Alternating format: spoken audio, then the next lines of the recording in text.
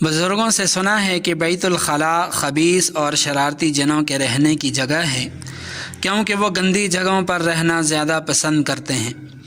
اسی لیے پہلے وقتوں میں لوگ گھروں میں بیت الخلاء نہیں بنایا کرتے تھے، بلکہ قضائے حاجت کے لیے گھروں اور آبادی سے دور ویرانوں میں جایا کرتے تھے۔ پھر وقت کے ساتھ ساتھ لوگ بدلتے گئے اور سہولیات کے عادی ہو گئے، چنانچہ پہلے گھروں کے ساتھ بیت الخلاء بنانے کا رواج ہوتا، پھر یہ گھروں کے اندر آ گئے، اور اب تو یہ حال ہے کہ ہر کمرے کے ساتھ اٹیچ باتھ روم ہر گھر کی ضرورت بن چکا ہے۔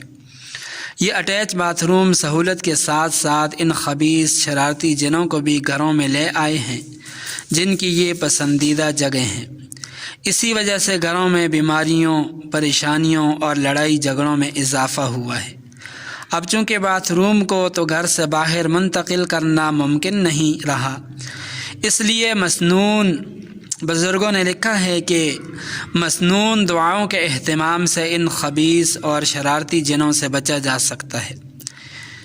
تو ایک صورت تو یہ ہے کہ جب بھی آپ گھر میں داخل ہوں السلام علیکم کہنا چاہیے، اس کی عادت بنا لیں۔ اور دوسرا یہ کہ گھر کا ہر فرد، چاہے وہ بچہ ہو یا بڑا ہو، اسے بیت الخلاء میں داخل ہونے اور بیت الخلاء سے نکلنے کی دعا سکھا دیں، اور اس کے پڑھنے کا اہتمام بھی ہونا چاہیے۔ جو لوگ اپنے گھروں میں بیماریوں، پریشانیوں اور لڑائی جھگڑوں سے پریشان ہیں، بزرگوں نے لکھا ہے کہ وہ اس عمل کی پابندی کر لیں، چند دن میں ہی حیرت انگیز نتائج حاصل ہوں گے۔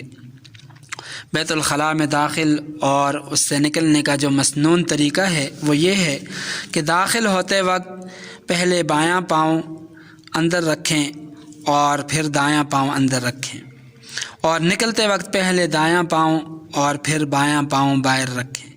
اور داخل ہونے کی دعا یہ ہے اللہم انی اعوذ بک من الخبث والخبائث، اور جب باہر نکلیں تو اس وقت یہ دعا پڑھیں غفرانک الحمد للہ الذی اذہب عنی الاذی وعافانی۔